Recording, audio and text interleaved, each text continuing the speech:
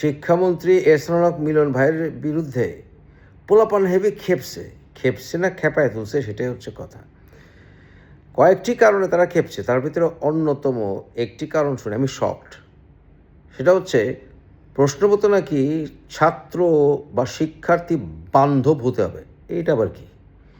যতই কঠিন করে প্রশ্ন করুক না কেন, প্রশ্নপত্র যাই থাকুক না কেন, যদি সিলেবাসের ভিতরে থাকে পাশ করবে, পরীক্ষা দিতে ভয় পাবে না। যেমনি খুশি এমনি প্রশ্ন করুক, যেভাবেই করুক, এটাই হচ্ছে প্রকৃত ছাত্রের লক্ষণ। আমরা তো প্রশ্নপত্র নরম করবে এর জন্য কিন্তু আমরা গরম হইনি কখনো যখন ছাত্র ছিলাম। পোলাপান এখন নরম হলে পাশ করবে, নাহলে করবে না। প্রশ্নপত্র এত কঠিন করলা কেন, এটা নিয়ে আন্দোলন করলো, এটা আমার কাছে ভাই ভালো লাগে না, এটা আমার কাছে গ্রহণযোগ্য না, এটা আমার কাছে মেক সেন্সও করে না। কিন্তু আনইউজুয়াল বৃষ্টিপাত হয়েছে, জায়গায় জায়গায় পানি উঠে গেছে, এই প্রেক্ষিতে পেছানো গেলে যেতে পারে। তবে সেটাও যখন তখন বৃষ্টি, কতটুকু বৃষ্টি হলে বন্ধ করবে এই বিষয়ে ভাবা উচিত। কারণ নদীমাতৃক দেশ, বৃষ্টিতে প্লাবন হয়, আমাদেরকে এই ঝড় তুফান কালবৈশাখী ইত্যাদির সঙ্গে ফাইট করে বেঁচে থাকতে হয়। তাই এই ব্যাপারটিকে কেন্দ্র করে নির্দিষ্ট গোষ্ঠী বা বিএনপি বিরোধী গোষ্ঠী তারা যেন আবার ন্যাশনাল ইস্যু তৈরি করার চেষ্টা না করে, বা এই শিক্ষার্থীদেরকে কারা উস্কে দিতে পারে, এই ব্যাপারে কিন্তু সজাগ থাকা উচিত বিএনপি সরকারের। কারণ এরকম ঘটনা কিন্তু আমরা আগে দেখেছি, শেখ হাসিনা আমলেও দেখেছি, তাই না?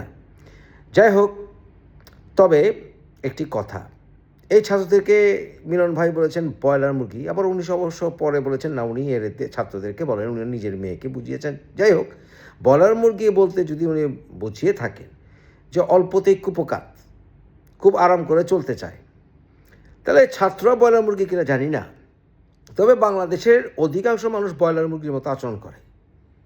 একটু বৃষ্টি হলেই, একটু হালকা ঝোড়ো হাওয়া বইলেই, একটু গরম পড়লেই, একটু হরতালের আভাস হলেই ঘরে বসে থাকতে চায়। এটাতে আনন্দ যা।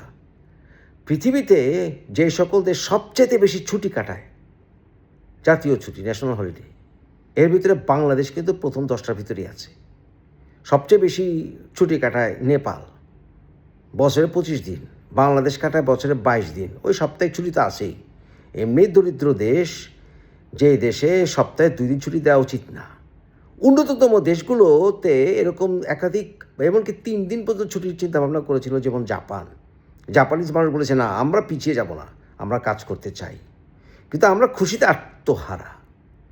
তাই এমনিতেই শুক্রবারের দিন কিন্তু পুরো দিন ছুটি রাখার ইসলামিক কোনো বিধান নাই। আল্লাহ বলেছেন জুমার নামাজের পরে তোমরা কাজে ফিরে যাও, কিন্তু সারাদিন আমরা বসে থাকি। এরপরে শুক্রবার কাজ হয় না, শনিবার কাজ হয় না, রবিবার কাজ হয় না, কারণ রবিবার তো সারা বিশ্ব থেকে বিচ্ছিন্ন। মুসলিম দেশ অধিকাংশ কিন্তু শুক্রবার ছুটি কাটায় না, তারা নামাজের জন্য একটু বেশি ব্রেক দেয়। কিন্তু আমরা তো আরাম প্রিয় জাতি, একটু যদি উশিলা পাই বসে যাই। পশ্চিমা বিশ্বে কোনো কোনো দেশে 10% পর্যন্ত মুসলমান আছে প্রায়, কিন্তু সে সকল দেশে কিন্তু ঈদের ছুটি দেয় না, কারণ ওরা বলে 90% মানুষ কেন বসে থাকবে। যারা মুসলিম তারা না হয় ঐচ্ছিক ছুটি কাটাক, বা বছরে যে সকল ছুটি পায় তারা, কোনো কোনো দেশে 21 দিন, কোনো কোনো দেশে 28 দিন, তারা না হয় ওখান থেকে তারা ছুটি আগেই বুক করুক।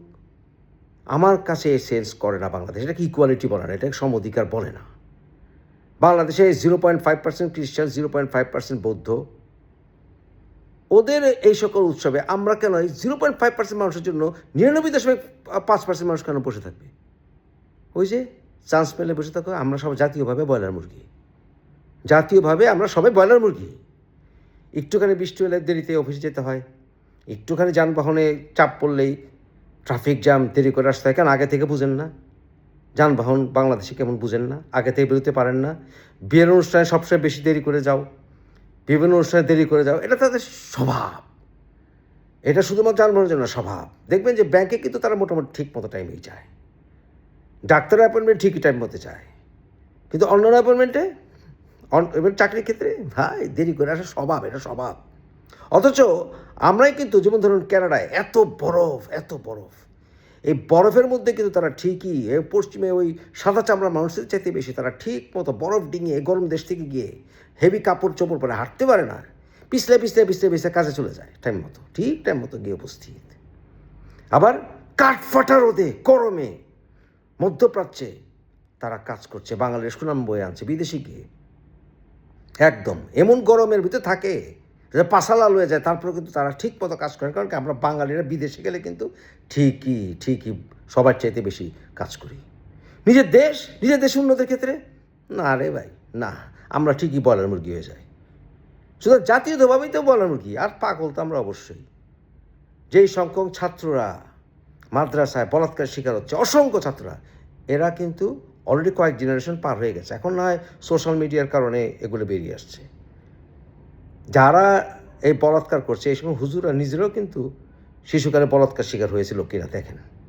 চক্রবৃদ্ধি, ওই যে শাশুড়ি অত্যাচার করলে বউ যেমন পরবর্তী নিজে শাশুড়ি হয়ে নিজে বউর উপর অত্যাচার করে পুত্রবধূর উপরে, ঠিক একইভাবে এরকমই ওরা যারা বলাৎকার করে নিজেরা বলাৎকার শিকার হয়েছিল।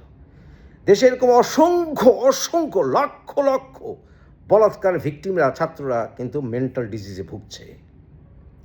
ডিজিজে ভুগছে।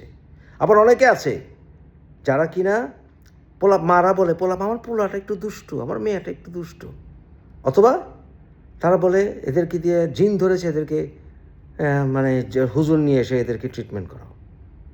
কিন্তু জিন ধরা কিন্তু এটা নয়, জিন ধরা অন্য জিনিস।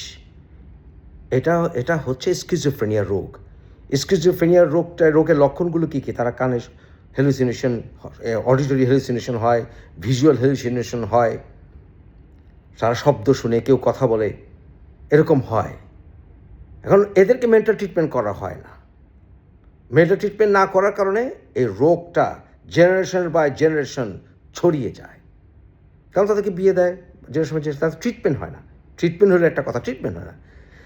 আবার তারপরে কুশিক্ষা, অশিক্ষা, তাদের মেন্টাল টর্চার, কাজের ক্ষেত্রে টর্চার, দৈনন্দিন জীবনে ব্লাড প্রেশার ইত্যাদির কারণে abuse, social abuse, economic abuse, সংসার অ্যাবিউজ। অসংখ্য বাংলাদেশের জনগণের একটি বিশাল অংশ সাইলেন্ট মেন্টাল ডিজিজে ভোগে। তারা যুক্তি চিন্তা করে না। তাই দেশে মেন্টাল ডিজিজ একটা সাধারণ রোগে পরিণত হয়েছে। দেখবেন সাধারণ মানুষ তাই ধৈর্য হারা হয়, বিভিন্ন লক্ষ্য পাবে, সাইলেন্ট লক্ষণ দেখবেন। যেমন আলোচনার সময় কিছুক্ষণ পর ফোরন কাটবে, আপনি একটা কথা বলছেন, আপনি বলবেন হ্যাঁ না করুন, আমি এটা বলিনি, আপনি বলবেন আরে কথা শেষ করতে দাও, বলবেন না এটা বললেন, আমি ভুলে যাবো। ওই যে অধৈর্য মেন্টাল ডিজিজের লক্ষণ, বিশ্বাস হয় না? এগুলো সবই মেন্টাল ডিজিজের লক্ষণ। সুতরাং এই যে ব্রয়লার মুরগি, আমাদের শুধু ব্রয়লার মুরগি না, আমাদের জনগণের ভিতরে এই যে আরামের প্রবণতা ও আলস্য, জাতীয় আলস্য, এই জাতীয় আলস্যের কারণে পুরো জাতিটা মেন্টালি ডিসেবলড হয়ে গেছে। মেন্টাল ডিসেবল হওয়ার কারণেই দেশের দিকে তাকানো হয় না, চাই কি বন্ধু বান্ধব আমাকে শুধু তোষামত করবে, এবং কি শিক্ষকরা তোষামত করবে। চ্যালেঞ্জিং প্রশ্ন ছোড়া যাবে না, শিক্ষার্থী বান্ধব প্রশ্ন করতে হবে। তবে বিএনপি সরকারকে বলবো, সাবধান হন।